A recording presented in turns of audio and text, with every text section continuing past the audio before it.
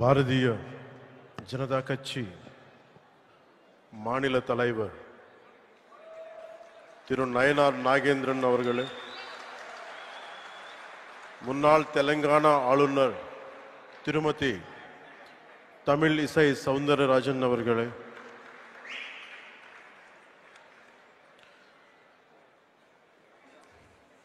BJP state president, MLA and Assembly leader அவர்களே, Sri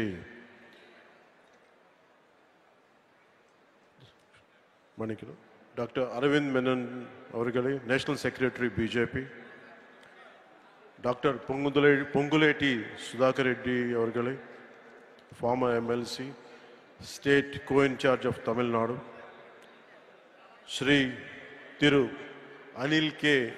Antony அவர்களே, National Secretary, National Spokesperson and National Convener for One Nation, One Election, Shri R.A. Arjunamurthy அவர்களே, State In-charge and Social Media Team, Shri Narayanan Tirupati அவர்களே, State Vice President, State Co-Convener, One Nation, One Election, Thiru K.S. Radhakrishnan அவர்களே, Political Activist, Thiru Karate Tyagarajan அவர்களே, Former Mayor, Chennai, Thiru Kumar, District President, Thiru Kumar அவர்களே, District President, Chennai South,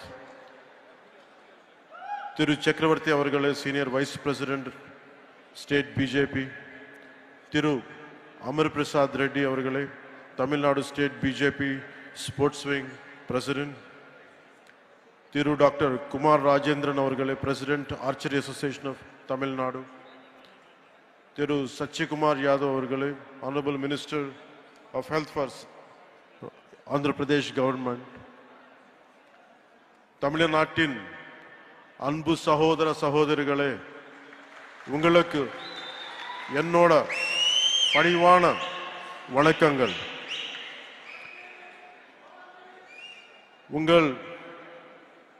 உங்கள் சில பேருக்கு தெரிஞ்சிருக்கலாம், நான் தமிழ்நாட்டில் வாழ்ந்திருக்கேன், சென்னையில் வளர்ந்திருக்கேன். நான் தமிழ்நாட்டு விட்டு போய் 30 வருஷத்துக்கு மேல ஆகுது. நான் தமிழ்நாடு விட்டுட்டு போயிருக்கலாம், ஆனா தமிழ்நாடு என்னை விட்டு போகல. ஏன்னா தமிழ்நாட்டு என் மேல ஏற்படுத்தின தாக்கம் ரொம்ப ஆழமானது. When I was growing up here, the impact and impressions are very deep, right from Tirukkural to martial arts, politics to devotion and cinema. அதனால தமிழ்நாட்டு மேல எனக்கு ரொம்ப மதிப்பு. எனக்கு தமிழ்நாடு திருவள்ளுவரோட பூமி, சித்தர்களோட பூமி, நான் வணங்குற தமிழ் கடவுள் முருகரோட பூமி, மகாகவி சுப்பிரமணிய பாரதியாரோட பூமி, ஆயிரக்கணக்கான கோவில்களோட பூமி. எனக்கு பிடிச்ச புரட்சி தலைவர் எம்ஜிஆர் அவர்கள் வாழ்ந்த பூமி, வீர விளையாட்டு ஜல்லிக்கட்டோட பூமி. இந்த வீரபூமிக்கு என்னுடைய அன்பு வணக்கம். The experiences from Tamil Nadu have become a guiding light to my life. Tamil Nadu எனக்கு கற்றுத்தந்த அனுபவங்கள் என்னோட வாழ்க்கையோட வழிகாட்டியாவே மாறிச்சு.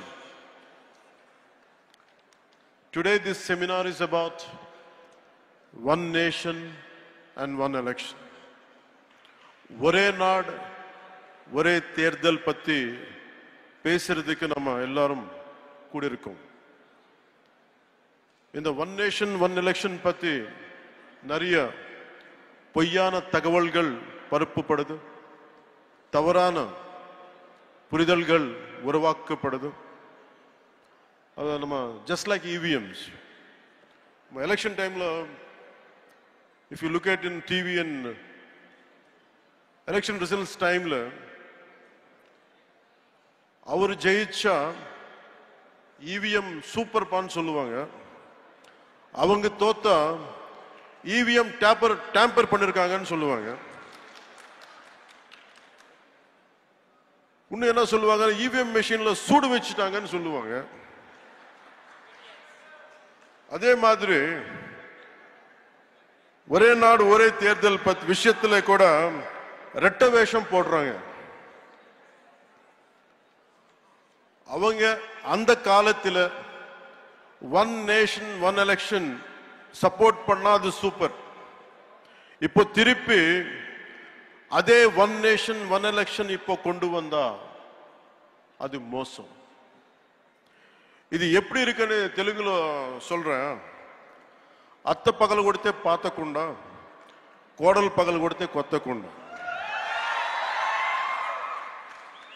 நான் தமிழ்ல சொல்றேன், தப்பா இருந்தா கொஞ்சம் மன்னிக்கணும்.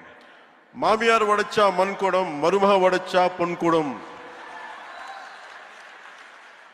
అంటే వాళ్ళు చేస్తే அவங்க பண்ணா ரைட், நம்ம இது முன்னாடி எடுத்துன்னு போனா தப்பு. சோ ஒரே நாடு ஒரே தேர்தல் இந்தியாவுக்கு புதுசில்லை, நம்ம தமிழ்நாட்டுக்கும் புதுசில்லை. From 1952 to 1967 வரைக்கும் நாட்டோட first electionல இருந்து அடுத்த 2 decades it was always simultaneous elections, assembly and parliament. When the cycle was broken, simultaneous இருக்கணும்னு இன்சிஸ்ட் பண்ணது வேற யாரோ இல்லை, அன்னைக்கு சீஃப் மினிஸ்டர் கலைஞர் கருணாநிதி அவர்கள். And he is the one who insisted. He is the one who wanted this to happen. And today the sad part is they are opposing it. One nation, one election is not an untested theory, but rather a return to a system that our country successfully implemented in its formative years. This was when we just got freedom.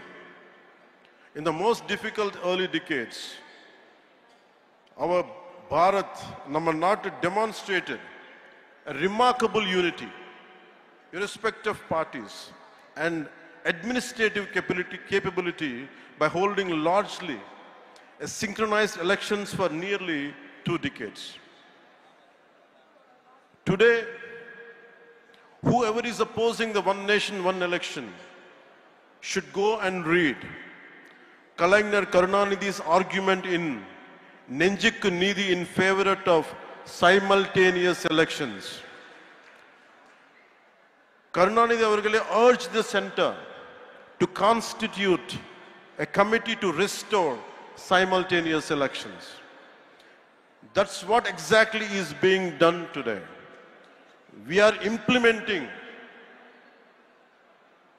national leadership is implementing the vision of none other than Kalainar Karunanidhi avargal, his dream, his thought. And it is strange and bizarre. We are trying to implement Ayya Muttavel Karunanidhi's proposal, and it is strange and bizarre. Ayya Muttavel Karunanidhi Stalin avargal opposing what his father has proposed.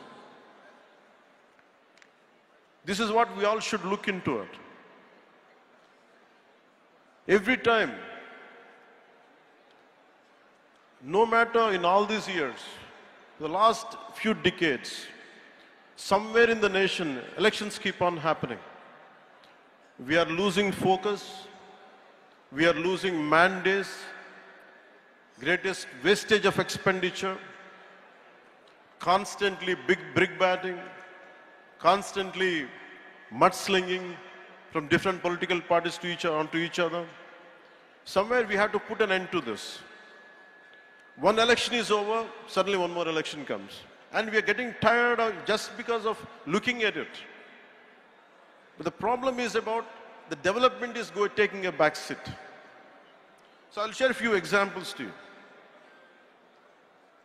If young and resource-constrained India could achieve a system akin to one nation, one election for nearly 2 decades after independence, then what is preventing a strong, a prosperous and technologically advanced Bharat from implementing the same now? What obstacles stand in the way of embracing a system that promises greater stability, reduced expenditure, and a more focused approach to governance? Allowing our leaders to dedicate more time they can dedicate themselves fully to the progress and prosperity of our every citizen. Consider a common scenario that happens in most of our states. Let us say an assembly election is held in a year.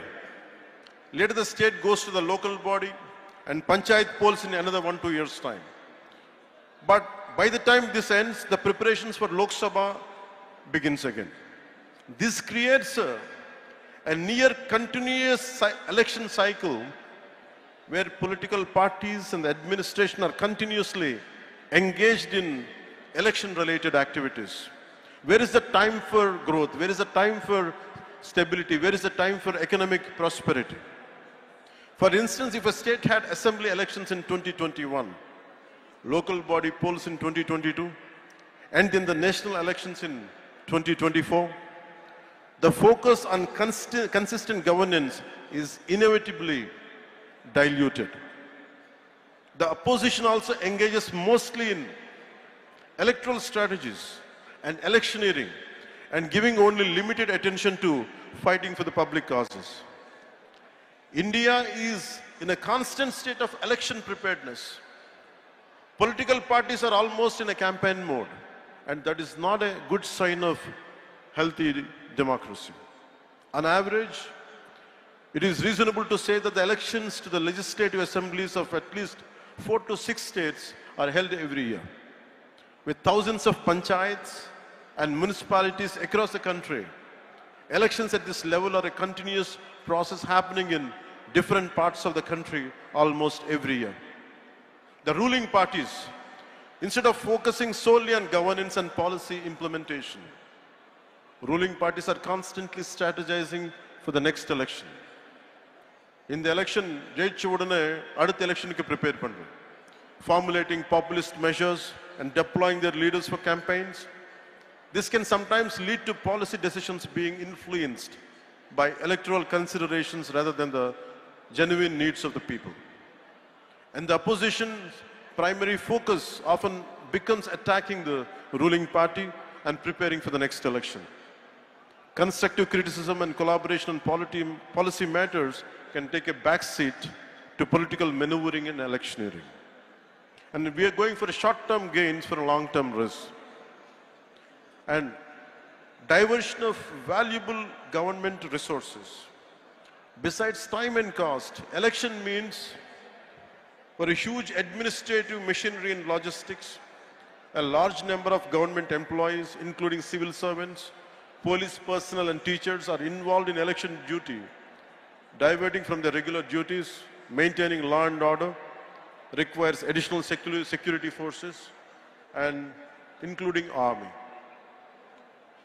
We have become the most expensive democracy in the world. 2024 Indian general elections have emerged as one of the most expensive exercises globally.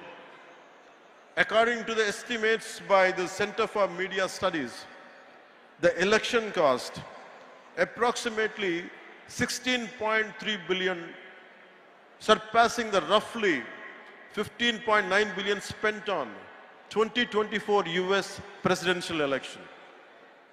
Furthermore, we consider the cumulative cost of state assembly, municipal and panchayat elections. The financial burden on the Indian economy is substantial, diverting significant resources.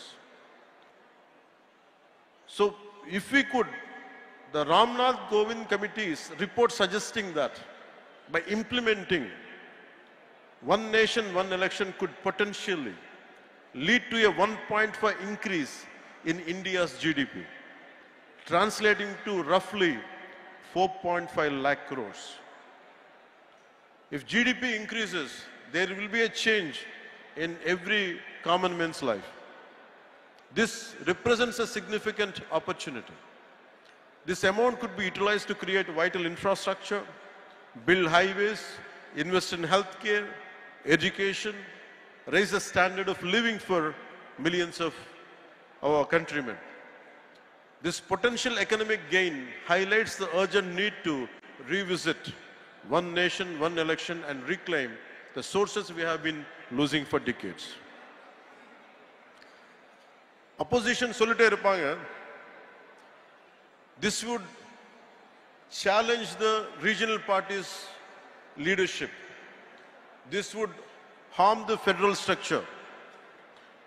And I give a very right example for this.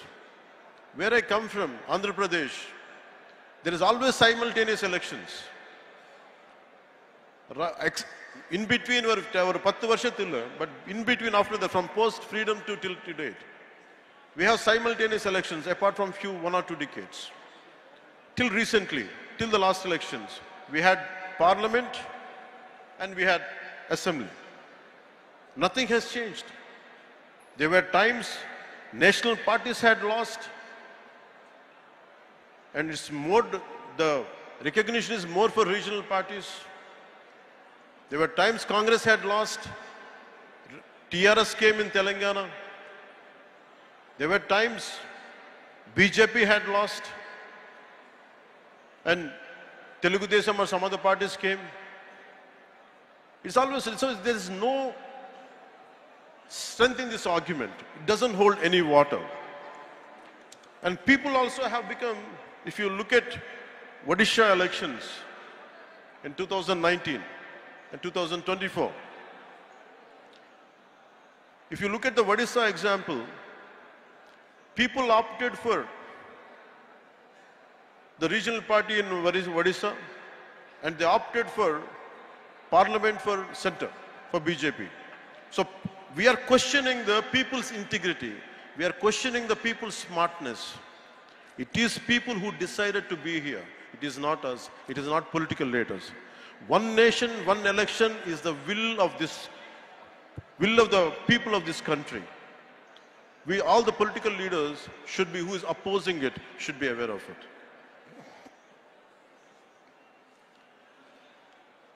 DMK and India Alliance and their partners argue one nation, one election is anti-federalism. If it is really so, why did Kalaignar Karunanidhi Avargal has supported it, whom they look upon him as a fighter for federal rights, and he did not see it as an anti-federalism.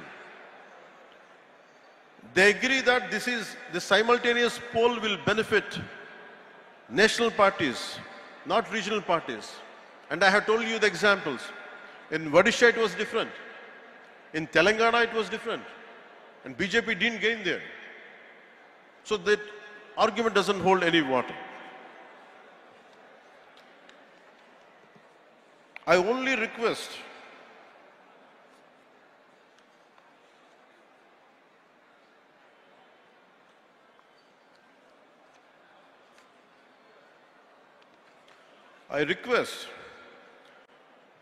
Honorable Chief Minister Thiru Stalin Avargale to revisit your resolution opposing one nation and one election. I request you to consider its potential to strengthen India's democratic framework by enhancing the efficiency of governance, optimizing resource allocation and fostering national cohesion. While addressing Tamil Nadu's valid concerns, I am from South. I understand each and every aspect. Adi Hindi imposition irukkalam, or language patti irukkalam, one nation, one election patti irukkalam. If there are concerns for DMK, I am also a regional party. I am not a national party. And I am able to gain the foothold. In 2019, I went alone. So political stability and political having a solid foothold is different. Our individual agendas should not hamper the growth of people. You should create the stability for the people, not instability. I request Honorable Chief Minister Thiru Stalin Avargale to look into his call. And we promise you, while addressing Tamil Nadu's valid concerns about federalism, state autonomy, and logical feasibility through inclusive dialogue. ஏதாவது பிடிக்கலன்னா நம்ம உட்கார்ந்து பேசிக்கலாம்ல. And we will see we have enough robust constitutional safeguards out there and a phased implementation approach that respects India's diverse regional entities. And I request Honorable Stalin Avargal to look into it, to reconsider, and let this policy, he should be able to support and take it forward. In short, I can say,